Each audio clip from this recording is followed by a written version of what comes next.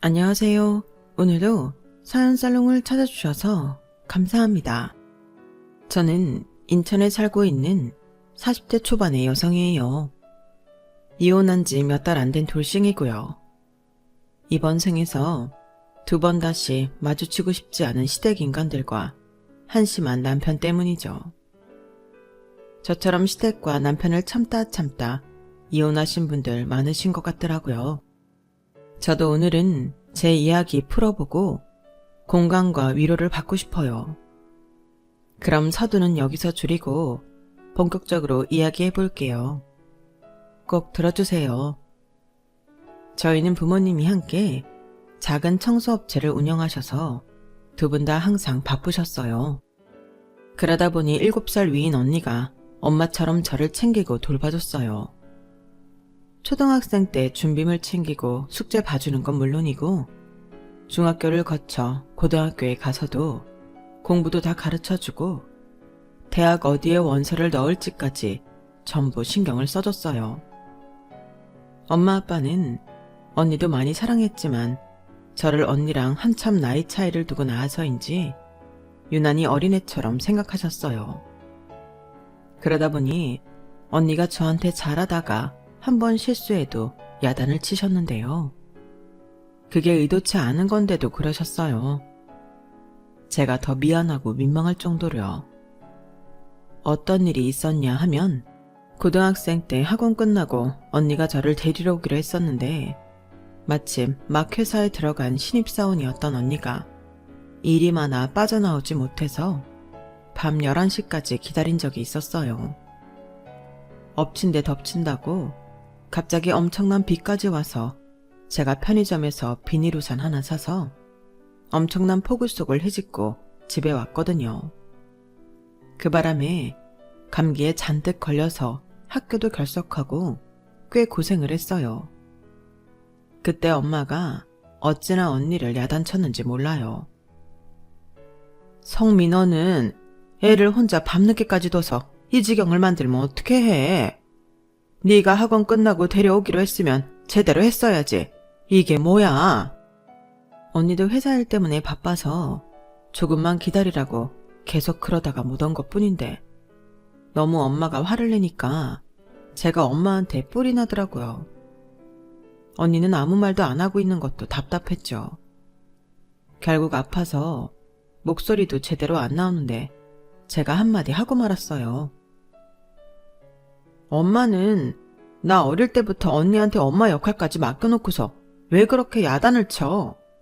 언니가 엄마 대신 일만 하는 사람이야? 언니도 언니 인생이 있잖아. 앞으로 내가 혼자 다니면 되겠다. 엄마는 집에 일찍 오는 날도 나 데리러 올 생각 안 하니까. 그럼 되지? 아님, 엄마 그만 좀 해. 엄마가 이러면 내가 더 미안하잖아. 엄마야말로 제 말에 민망한 표정으로 방을 나가셨어요. 언니와 저는 서로를 보며 씩 웃었죠. 야, 박운미, 너 좀 컸다 이거야? 막 엄마한테 대드네? 내가 뭐 틀린 말 했어? 엄마가 너무 언니한테만 뭐라 그러잖아. 그럼 엄마가 데리러 오지. 안 그래? 엄마는 나를 믿었으니까 그러신 거야. 라며 언니는 제 머리를 쓰다듬었어요. 언니는 이렇게 어른스럽고 멋있는 사람이었어요. 제가 대학을 졸업해서 회사에 들어갈 무렵에는 결혼도 하고 자기 사업을 했어요. 형부는 외국에서 박사학위를 받고 한국에 온 지 얼마 안 돼서 대학에서 막 자리를 잡고 있었죠. 어떻게 보면 언니가 형부를 거의 먹여 살린 거나 다름없는데 형부가 성격도 밝고 너무 좋은 사람이라서 큰 불만 없었어요. 그리고 굉장히 열심히 노력해서 몇 년 안 돼서 중위권쯤 되는 대학의 교수가 되었고요. 형부가 교수 임용된 기념으로 가족들이 모여서 밥을 먹는데 세상에 형부가 모든 걸 제 취향에 맞춰주셨더라고요. 우리 와이프가 처제 스타일에 맞추자고 해서 내가 열심히 준비했는데 어때? 아니, 이러면 형부 축하 파티가 아니라 제 생일 파티 같잖아요. 좀 미안한데요? 아니야. 우리 부부 바쁘고 정신 없을 때 처제가 우리 집 와서 좀 많이 도와줬어. 아, 물론 장모님도 우리 채린이 봐주신 거 정말 감사하게 생각하고 있습니다. 그래도 자기 회사 일도 바쁜데 항상 저희 집 도와준 처제한테 너무 고마워서요. 제가 장인어른 장모님한테는 또 따로 감사 표시 드리겠습니다. 아, 됐네 이 사람아. 우리는 이걸로도 충분해. 그리고 성미란 윤미 얘들 아주 유별나게 사이가 좋아. 그게 또 부모 입장에서는 아주 고맙기도 해. 그러니 나나 얘들 아빠도 오늘 이 자리에 아무 불만 없어. 걱정하지 말게. 그리고 정식으로 교수된 거 정말 축하하네. 감사합니다 장모님. 앞으로 더 잘하겠습니다. 그렇게 언니 부부는 열심히 좋은 가정을 꾸리며 살았어요. 물론 언니 사업이 좀 어려울 때도 있었지만 그런 굴곡은 크든 적든 항상 오는 법이라며 유연하게 대처하더라고요. 언니의 대법원 덕인지 사업은 다시 안정을 찾아갔고요. 그러는 사이 저도 30 중반이 돼서 결혼할 사람을 만나게 되었어요. 남편의 어디가 좋았냐고 하면 평범함이었어요. 어디서도 튀지 않고 무난한 사람이요. 저는 같이 사는 사람은 너무 개성이 강해도 힘들다고 생각했거든요. 남편은 연애할 때는 그냥 무난하기만 한 게 아니라 자상한 면도 있었어요. 하지만 결혼하고 나니 시댁 식구들은 상견례나 결혼식에서 보여줬던 수더분하고 친절한 모습이 아닌 자신들의 본성을 드러냈어요. 게다가 시댁에 와서 살고 있는 손이 시누이는 정말 가관이었어요. 분명 결혼했다고 들었는데 시댁에 갈 때마다 제 집처럼 오만 곳을 난장판을 만들고 게으른 모습으로 누워서 TV만 보길래 이상하다 싶었는데요. 알고 보니 몇 달째 남편하고 별거 중이라고 하더라고요. 하긴 제 결혼식 때도 시누이 부부가 같이 있는 걸 보지 못했고 둘 다 표정이 굳어서 솔직히 싸웠나 싶었거든요. 알고 보니 이런 속사정이 있는 거였어요. 시누이가 시댁에 있는 것까지는 뭐 괜찮았어요. 그런데 진짜 더러워도 너무 더러운 거 있죠. 물론 저도 잘 치우지 못하지만 신우는 해도 해도 너무하더군요. 신우가 쓰는 방은 문을 열면 탁한 공기에 코를 찌르는 이상한 냄새가 났고 술병에서부터 과자 봉지에 라면 부스러기까지 오만 쓰레기가 다 널려 있었어요. 이 정도면 정말 문제 있는 거잖아요. 그리고 분명 저랑 남편이 올 때까지 자고 있다가 나왔는데 씻지도 않고 부엌에 가서 과일을 가져다가 먹으라고 건네주더라고요. 아무리 하루 종일 집에 있었다고 해도 이건 아니잖아요. 정말 위생관념에 심각한 문제가 있었어요. 만약에 남편하고도 저러고 살았으면 별거 할 만하다는 생각이 절로 들었어요. 그리고 시누이는 몇 달 안 돼서 정식으로 이혼을 했죠. 남편은 끝까지 신우 남편을 나쁜 사람으로 몰았어요. 지가 모자란 게 있다고 우리 집을 우습게 봐? 나 참 가짜나서. 분명히 결혼하기 전에 우리 엄마랑 아빠가 말했거든. 우리 누나 곱게 키워서 집안일 잘 못하니까 손에 물 한 방울 묻히지 않게 해야 한다고 했어. 알았다고 하더라고. 그러더니 뭐 아유 결벽증 환자처럼 굴더니만 이렇게까지 할 줄은 몰랐네. 누나가 안 됐지. 어쩌다 저런 놈을 만나서. 아무리 자기 친누나라고 하지만 저렇게 생활이 엉망인 걸 감싸는 게 좀 이상하더라고요. 고개가 갸웃겨뤄지면서도 이해하려고 했던 건 저와 언니도 남들이 보면 특이해 보이는 데가 있을 만큼 친했으니까요. 시누이가 너무 공주 같은 건지 아니면 지 앞가림도 제대로 못하는 철부지인 건지 헷갈렸지만 남편은 그런 사람이 아니었기 때문에 5년이라도 살았던 것 같아요. 저희 부부는 결혼 2년째에 예쁜 딸을 낳았어요. 양쪽 집안에서 다 축하해줬는데 특히나 언니가 많이 좋아해주고 진짜 눈물까지 글썽이며 저를 안아줬네요. 우리 애기 윤미가 언제 커서 엄마가 됐지? 왜 내가 이렇게 감격스럽냐? 언니가 엄마 노릇까지 다 해서 그렇지 뭐. 언니 덕분에 내가 엄마도 된 것 같아. 아유, 이런 순간까지 이 엄마는 뒷전이구나. 그래, 니들이 그렇게 잘만 지내면 내가 바랄 게 뭐가 있겠니. 아무튼 김서방도 축하하네. 엄마는? 윤미가 그냥 하는 말이지. 엄마 자리를 어떻게 대신해. 그리고 제부, 나도 축하해. 이제 아빠가 됐네. 힘든 일 있으면 우리 그이가 언제든 연락하라고 했으니까 같이 잘 지내봐. 그이가 지금 미국 출장 중이라 여기 못 와서 너무너무 아쉬워해. 아무튼 나중에 보자. 남편은 언니한테 엄청 예의 바르게 고개를 숙이며 감사하다고 몇 번이나 인사했어요. 나중에 형부랑 만나서도 이야기도 잘 듣고요. 그렇게 문제없이 지낸다고 생각했네요. 시댁을 가면 시누이도 그렇고 시부모님도 가부장적이라 며느리한테 마음을 안 내주는 게 불편하기는 했지만 남편은 저나 아이한테 잘해서 우리 세 식구 화목하자는 마음으로 지냈어요. 그렇게 2년 반 정도 지났을 때 친정집 사정이 좀 어려워졌어요. 정확히 말하면 언니 사업이 힘들어진 거였어요. 갑자기 이런저런 규제도 생기고 해외 판로에 문제가 생기면서 회사 내에 많은 일이 겹쳤다고 하더라고요. 언니가 직접 얘기한 건 아니고 형부가 슬쩍 전해줘서 알게 된 거였어요. 너무 걱정이 됐지만 괜히 아는 척하기 뭐해서 속만 태우고 있었는데 하루는 언니가 저한테 연락을 했더라고요. 저녁에 만나자고요. 그렇게 언니와 저녁을 먹었는데 언니가 아주 어렵게 입을 떼는 거였어요. 윤미야, 내가 진짜 너한테 이런 말을 하게 될 줄 몰랐는데 그게... 뭔데 그래 언니? 뭐든 얘기해봐. 괜찮으니까. 언니는 내가 언니 사정을 알고 있다는 걸 눈치챈 것 같더라고요.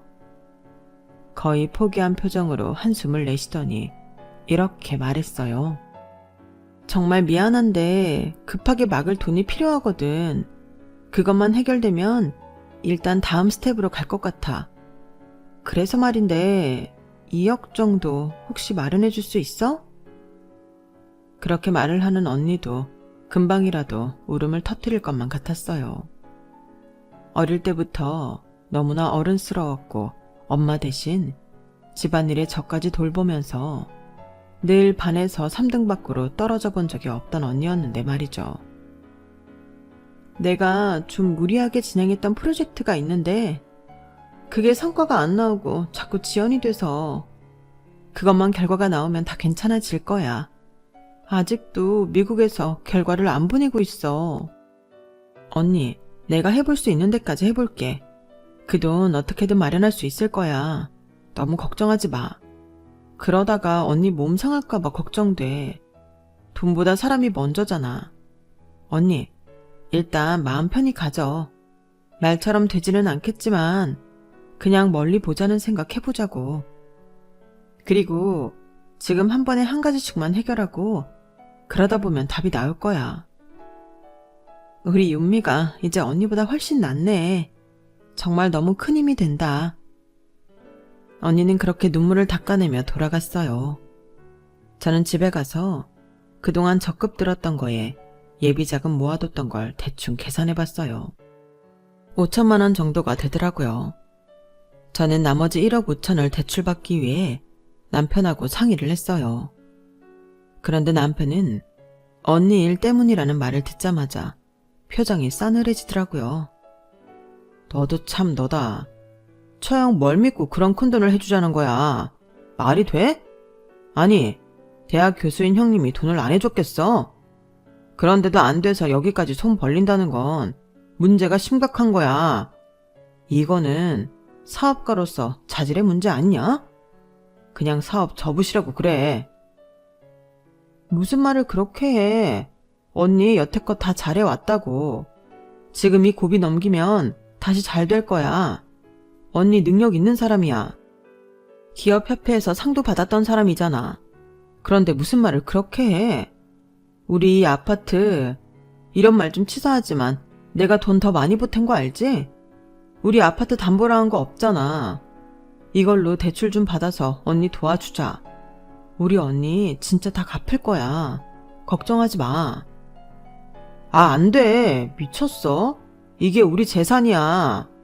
아니, 딸내미 미래를 위해서라면 쓰던 돈도 안 쓰는 사람이 자기 언니 일이라면 왜 이렇게 정신을 못 차리냐? 네가 니네 언니 좋아해서 그러는 건 네 자유인데 내 생활까지 위험하게 만들지는 마. 이런 일 버렸으면 처형이 알아서 해야지. 어떻게 너한테까지 와서 돈 얘기를 하냐? 솔직히 짜증난다 진짜. 진짜 이럴래? 언니네가 우리한테 얼마나 잘했는데 그래. 솔직히 자기 쓰는 손목시계며 지갑이며 다 우리 언니랑 형부가 해준 거잖아. 지난달까지 먹은 보약도 언니가 지어준 거 아니었어? 그런데 이렇게 사람 힘들다고 안면 싹 바꿔? 자기 이것밖에 안 되는 사람이었어? 그러게. 나한테 허세 부릴 돈 있으면 모아뒀다가 이럴 때 쓰지. 왜 평소에 돈 관리 잘 못하고 이러냐고. 1억 5천? 그거 땅 파면 나오냐? 어디 가서 그냥 달라고 하면 줘. 절대 안 돼.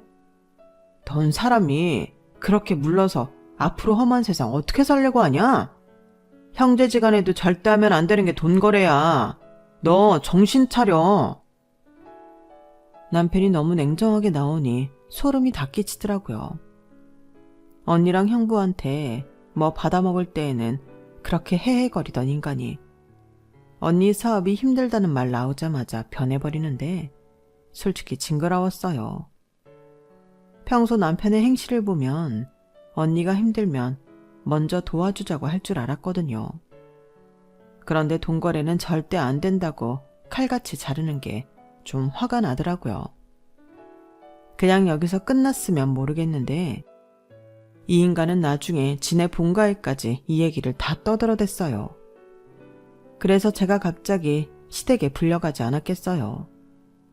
시아버지도 시어머니도 저를 노려보고 있었고 그 앞에 신우가 서서 저한테 아주 일장연설을 하더라고요. 옳게 친정이 어렵다고 멀쩡한 우리 재영이 어깨에 짐 지우면 되겠어? 어디서 아파트를 잡혀서 돈을 빌리겠다는 말을 해. 절대 안 돼. 거기에 시어머니가 또 옆에서 끼어들었어요. 우리 재현이 말이 100번 1000번 맞다. 너는 이제 우리 재영이랑 채린이랑 가족 아니냐? 니네 언니나 친정은 이제 한치 건너라는 말이야. 그리고 한치 건너건 가족이 됐건 가까운 사이일수록 돈 문제 일으키는 거 아니야? 너 만약에 고집부려서 대출 받으면 우리도 가만 안 있을 거다. 시아버지는 끝까지 저를 못마땅하게 노려보더니 혀를 쯧쯧 차고는 방으로 들어가 버렸어요. 정말 시가가 똘똘 뭉쳐서 저를 공격하는데 몸이 다 벌벌 떨릴 정도로 화가 나더라고요. 하지만 그 자리에서 화내고 난리치면 저만 손해 아니겠어요? 제가 이런 말씀까지는 안 드리려고 했는데요. 어머니 말씀대로라면 어머니도 형님도 저희하고 한치 건너시니까 더는 참견 안 하셨으면 좋겠어요. 저는 그 사람이 동의하지 않으면 아파트 담보대출은 받지 않을 거니까 염려 마시고요. 제가 좀 앙칼지게 말하고 돌아서 나오자 뒤에서 시어머니랑 시누이가 저를 욕하는 소리가 들리더라고요. 어찌나 정이 확 떨어지던지요. 원래도 좀 이기적인 사람들이라고 생각은 했지만 이럴 줄은 몰랐어요. 사실 남편에 대한 배신감이 제일 컸어요. 남편은 시댁 식구들하고 좀 다른 줄 알고 있었거든요. 그런데 그때 보니 똑같더라고요. 하기는 그 집안에서 자랐는데 다르면 얼마나 다르겠어요. 그걸 몰랐던 제가 바보였죠. 아무튼 저는 직장인 대출을 받고 카드 장기 대출까지 해서 겨우 1억 2천만 원을 만들어 언니한테 보냈어요. 언니, 2억은 못 채워서 미안해. 이걸로라도 어떻게 됐으면 좋겠다. 정말 미안해 언니. 아니야 윤미야. 이것만으로도 너무 고마워. 안 그래도 좀 전에 형부가 돈 보낸 게 있어서 어떻게든 될 것 같아. 내가 꼭 이자까지 갚도록 할게. 에휴, 됐어. 일단 다른 생각하지 말고 지금 할 일부터 해. 채린이 커가는데 돈 들 때도 많은데 언니가 정말 미안해. 아니야. 언니는 내가 힘들다고 하면 가만히 있겠어? 아니잖아. 그런 말 하지 말고 그냥 언니 지금 할 수 있는 일 해. 알았지? 저는 이걸로라도 언니가 어릴 적부터 저를 위해 해준 걸 갖고 싶다는 생각이 있었어요. 사실 부모님이 제 가외에 신경 쓰지 않은 건 공부 잘하는 언니가 다 알아서 해줬기 때문이거든요. 언니가 대학 입시까지 다 신경 써줬기 때문에 솔직히 부모님은 할 일도 없었고요. 결혼할 때도 혼수 섭섭하게 해가지 말라고 많은 걸 챙겨준 언니인데 이게 대수겠어요. 저는 언니가 부담 갖지 않기만을 바랐어요. 그런데 남편은 점점 저희 친정을 우습게 보기 시작했고 언니네를 무시했어요.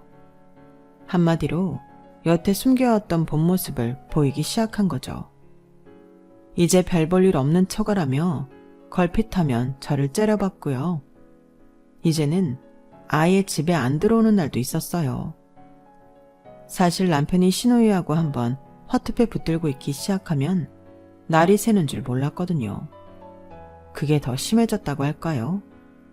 신우랑 저 욕하는데 죽이 착착 맞더니 허구한 날 화투장 붙들고 늘어지게 일쓰더라고요. 언젠가는 아이가 아픈데 신우랑 새벽 1시에 술 먹고 집에 와서 화투판을 벌리더라고요. 그것도 모르는 사람 둘이나 더 데리고 와서요. 저는 아이 옆에서 저들이 얼른 가기만 기다리고 있었는데 남편이 큰 소리로 저를 부르더라고요. 야, 윤미야, 여기 맥주랑 안주 좀 가져와. 입에 들어가는 게 없으니까 심심해 죽겠다.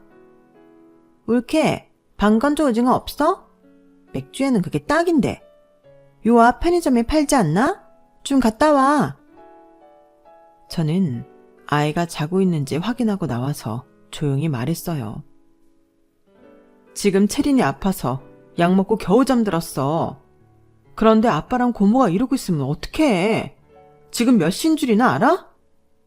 형님, 고모가 돼서 아이한테 이런 모습 보이고 싶으세요? 정 그렇게 술 마시고 화투 치고 싶으면 본가로 가세요. 이 사람들도 데리고요. 어머, 올케. 지금 우리 쫓아내는 거야? 그래? 아니, 기가 막혀서 내가 데려온 사람들 앞에서 어떻게 얼굴에 똥칠을 할 수가 있어? 자꾸 목청 높이지 마세요. 채린이 아프다고 말씀드렸잖아요. 얼른 나가주세요. 그러자 남편이 괜히 시근덕대며 고집을 피우더라고요. 야, 네가 뭔데 우리 누나한테 이래라 저래라야. 애들은 원래 아프면서 크는 거야. 네가 지금 분위기 망치고 있는 건 아냐? 됐고, 누나, TV 좀 켜봐. 지금 뭐 격투기 하는 데 있을걸? 그거 틀어놓고 보면서 하자. 너는 얼른 가서 안주거리 좀 사오고 방건조 오징어.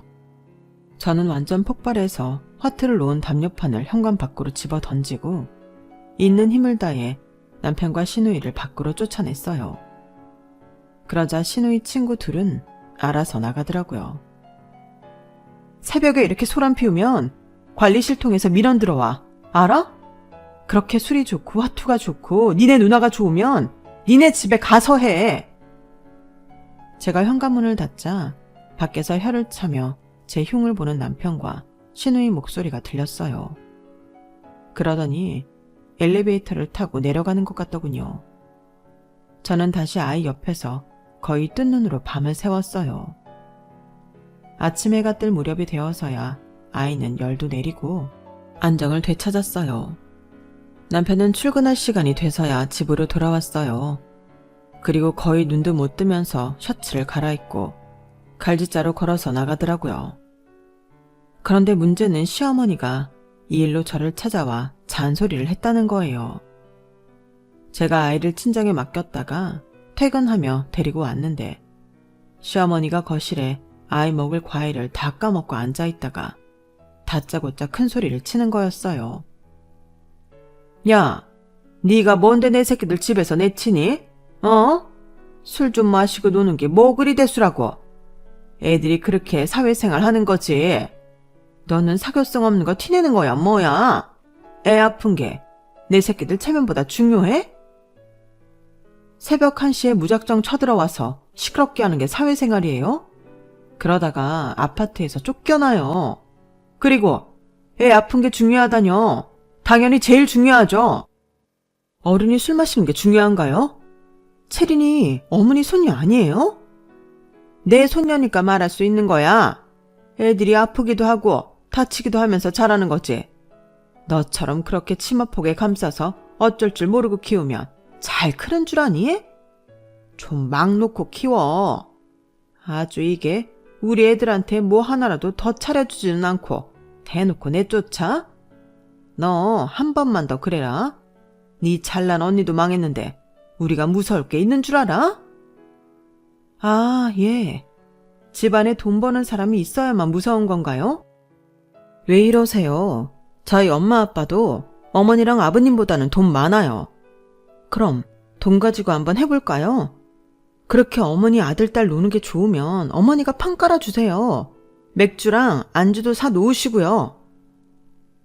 그날 이후로 저와 시댁 그리고 남편 사이는 틀어져 버렸어요.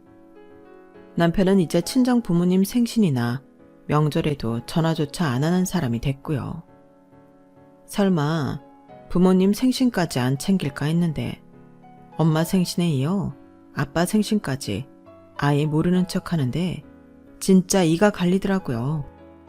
제가 남편이 바쁘다고 대신 전해달랬다고 대충 둘러댔지만 엄마는 뭔가 이상한 걸 느끼신 것 같았어요. 니네 별일 없냐? 괜찮은 거 맞아? 괜찮아. 혹시라도 무슨 일 생기면 그때는 내가 먼저 말할게. 그때 저도 제가 왜 그렇게 말했는지 모르지만 아마 앞날을 예상했던 것 같아요. 제가 남편하고 헤어질 것 같다는 거요. 솔직히 저렇게 사람이 변했는데 그런 사람을 믿고 어떻게 살겠어요. 언니는 몇 달 후 미국에서 좋은 결과를 받았고 다시 투자와 모든 길이 뚫렸어요. 그러면서 제가 빌려줬던 돈에 1,000만 원을 더 보내줬더라고요. 윤미야, 진짜 너무 고마웠어. 네가 얼마나 큰 힘이 됐는지 몰라. 돈보다도 네가 해준 말들이 더 힘이 많이 됐어. 고맙다. 그렇게 언니는 다시 잘 해냈고 점차 안정을 찾아갔어요. 그런 언니를 보는 게 저도 너무 감격스러웠고요. 제가 조금이나마 도움이 됐다는 게 감개무량하더라고요. 그러던 차에 신우이가 재혼을 하겠다고 법석을 떨었어요. 저는 그러나 보다 했죠. 그런데 남자가 5살 연하의 피부과 의사라고 하더라고요. 그런 남자를 어떻게 만났나 제주도 좋다 생각만 했을 뿐 관심 자체를 갖지 않으려고 했어요. 아니, 신경 쓰고 싶지도 않았어요. 그런데 갑자기 신우이가 저를 시댁으로 부르더라고요. 그날따라 시부모님도 신우이도 아주 저한테 친절하게 잘하는 거였어요. 신우이는 전에 없이 저한테 팔짱까지 끼면서 부엌일도 하지 말라며 지 옆에 앉으라는데 한마디로 쎄하더라고요. 이거 뭔가 있구나 싶었어요. 이 인간들이 저한테 잘해준다고 이제 제가 그걸 곧이곧대로 믿을 짬밥은 아니었으니까요.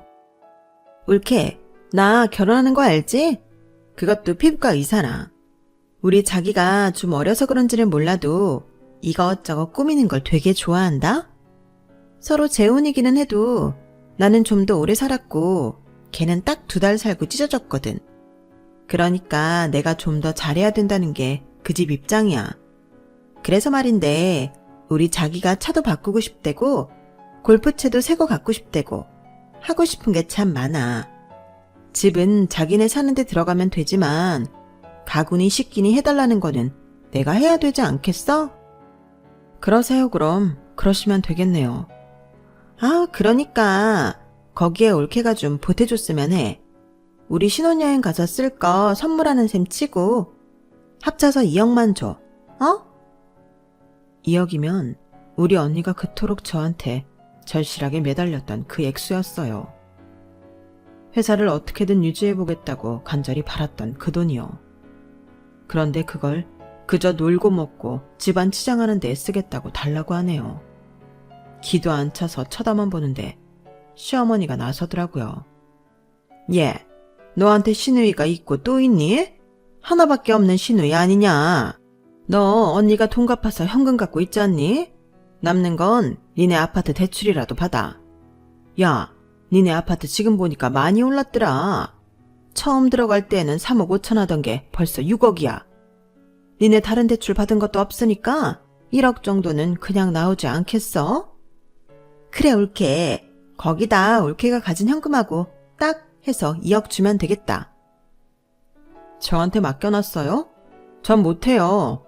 언니야 몇 년 안에 갚는다는 신용이 있었지만 지금 저한테 돌려주겠다는 것도 아니잖아요. 그런 돈을 제가 왜 줘요? 그러자 이번에는 시아버지까지 끼어들었어요. 너 대체 어떻게 되먹은 애냐? 어? 어디서 시댁 식구들 하는 말에 따박따박 말대답이야. 아우, 이 사람이 왜 이래? 가만히 있어봐, 여보. 그런다고 제 주머니에서 돈이 나오겠어? 살살 달래야지. 얘, 체리냄이야. 너 우리랑 가족이다? 가족은 어려울 때 돕는 거야.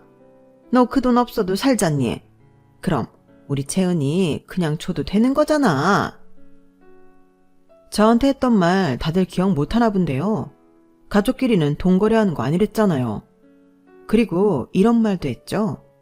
결혼했으면 나랑 그 사람이랑 아이만 가족이고 다 한치 건너라고요.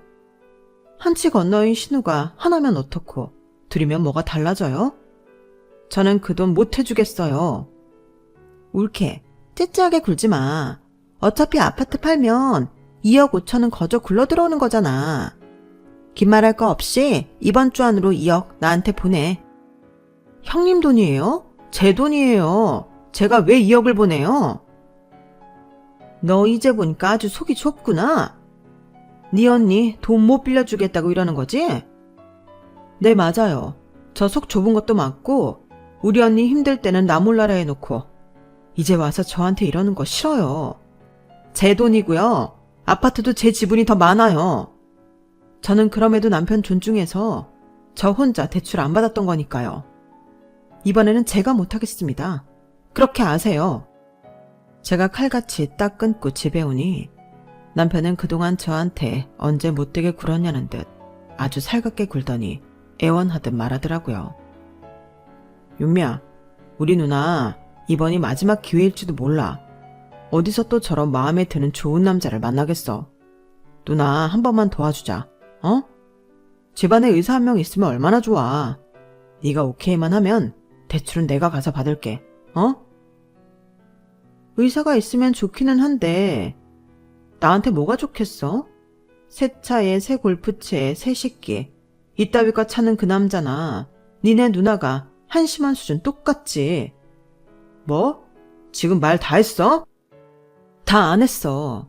니네 집안 사람처럼 이기적이고 가짜는 것들은 보다 처음 본다. 너 우리 언니한테 어떻게 했는데 이제 와서 이래? 아주 우리 언니 사업 망할 것 같으니까 집안 전체를 깔보고 나랑 채린이한테까지 막대하더니 이제 와서 지네 누나를 도와달라네? 야, 이런 양심 없는 새끼야. 야, 너 지금 나한테 새끼라고 했냐? 했다. 어쩔래? 너도 니네 집안 식구 맞구나. 어쩜 이런 더러운 인간이란 걸 내가 못 알아봤을까? 나 더는 너랑 안 살아. 이혼한다고. 채린이가 힘들까봐 참았는데 이런 인간들하고는 상종 안 하는 게 답이겠어. 야, 너 진짜 이혼할 거야? 어? 그래? 내가 이 상황에서 미쳤다고 빈말하니? 너랑 끝이라고. 그러니까 이 집에서도 나가. 네 목 챙겨줄 테니까. 그렇게 저는 남편을 그 자리에서 밀어내서 쫓아내버렸어요. 전 다음날 바로 이혼 변호사를 찾아가 법적 수속을 밟기 시작했는데요. 남편은 지가 쫓겨난 게 쪽팔렸는지 지네 집에 똑바로 얘기를 안 했나 보더라고요. 시누이 상견례 날 시어머니가 저 안 온다고 전화를 했더라고요. 너 지금 집안 행사 파토 낼 일 있어? 당장 못 와? 제가 거기를 왜 가요? 저 할머니 아들하고 이혼할 거예요. 이미 소장 다 준비됐고요. 댁의 아들 지금 아파트에 못 들어와요. 제가 쫓아내서. 그건 아세요? 너 진짜 독한 년이었구나. 어쨌든 저쪽에서는 네가 오는 줄 아는데 나오기는 해야 할 거 아니야? 아, 그래요? 구색은 끝까지 맞추시겠다. 괜찮으시겠어요? 제가 가면 가만히 안 있을 건데요. 댁들이 나한테 그동안 했던 거며 할머니 딸이 얼마나 집안을 돼지우리처럼 해놓고 사는지 내가 다 얘기할 건데. 정말 갈까요? 독한 년. 나쁜 년. 시어머니는 이렇게 씩씩거리더니 전화를 끊어버렸어요. 그래도 자기 딸 재혼하는 상견례자리는 망치고 싶지 않았나 봐요. 아니, 근데 무슨 재혼하는 사람들끼리 상견례인지 그것도 좀 웃기기는 하더라고요. 경우에 따라 할 수도 있겠지만 재혼은 웬만하면 조용히 가족하고 친구들끼리 모여 식사하며 결혼식을 마무리하던 걸 많이 봐서요. 아무튼 저는 남편 짐까지 다 시댁으로 실어보내고 아파트를 팔아서 남편이 줬던 몫만큼 딱 돌려보내고 이혼 소송을 했어요. 그렇게 저와 남편은 갈라지게 되었고 저는 친정 부모님과 함께 살게 되었네요. 따로 살겠다고 하니 제가 일하면서 혼자 아이 보는 게 보통 힘든 거 아니라고 아이 봐주시겠다고 같이 살자고 하셨어요. 아이도 아이지만 저 혼자 사는 걸 보고 싶지 않으셔서 그런 것 같아요. 언니 가족도 저희에게 신경 많이 써줘서 딸아이도 전보다 더 잘 지내고 있어요. 나중에 들었는데 결국 신우 재혼은 깨졌다고 해요. 신우가 남편 집안에 이런저런 거짓말을 좀 했나 보더라고요. 자기가 꽤나 잘 나가는 것처럼 꾸몄던 거죠. 그런 게 다 들통나서 자칫 사기죄로 고소까지 당할 뻔했다고 하더라고요. 남편은 시댁에 얹혀 살다가 시부모님이 신우이랑 둘 다 데리고 살 수 없다고 해서 혼자 원룸에 나와 살고 있다는군요. 그런데 몰랐는데 시댁에 빚이 좀 있었나 봐요. 그걸 갚다가 결국은 안 돼서 살던 집은 팔고 지방으로 내려갔다는군요. 그에 비해 저희 집은 여전히 안정적이에요. 부모님 청소업체는 다른 사람한테 팔고 그 돈으로 여유 있는 노후 보내고 계시고 언니네도 계속 잘 살고 있어요. 저 역시 회사에 잘 다니고 있는데 이제 슬슬 다른 걸 해볼까 생각 중이에요. 저도 저만의 일을 해보고 싶었거든요. 그럼 제 사연을 여기서 마치도록 할게요. 다들 건강하시고요. 행복한 하루 되세요. 여러분, 사연 댓글에 응원과 현명한 조언 부탁드려요. 좋아요와 구독은 저에게 큰 힘이 됩니다. 오늘도 좋은 일 가득하세요.